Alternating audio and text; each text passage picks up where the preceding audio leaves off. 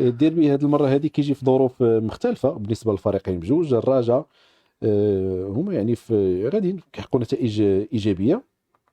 المركز الثاني في البطوله ب 24 نقطه، قلصوا الفريق معجيش اللي كانوا واحد السقطه كانت عندهم في الماتش الاخر، تعادلوا بجوج جوج مع شباب السوالم وكانوا غادي ينهزموا. الرجاء حتى الان بدون هزيمه هذا الموسم الى جانب النهضه البركانيه. 6-1 في اخر مباراه ضد فريق اتحاد طنجه. في اخر 4 ديال الماتشات ربحوا 3 وتعادلوا ماتش واحد، يعني خداو 10 ديال النقط على 12 نقطه ممكنه في اخر 4 ديال الجولات.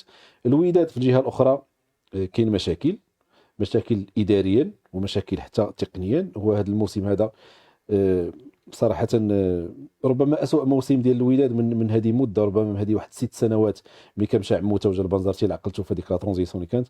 من ثم الوداد ما عاش شي ازمه بحال هذه لان طولات نتائج سواء في عهد ديال العادل الرمزي او حاليا حتى مع فوزي البنزرتي. الوداد اخر مباراه خدا يلاه نقطه واحده، تعادل في اكادير وهزيمه في اخر مباراه مع فريق اولمبيك اسفي. شنو المستوى اللي ظهر به الوداد ضد فريق اولمبيك الاسفي؟ الوداد كيمر من مرحله صعبه، ولكن الا تعلمنا شي حاجه واستفدنا شي حاجه من التاريخ ديال المباريات ديال الديربي هي انها لا تحتكم الى منطق.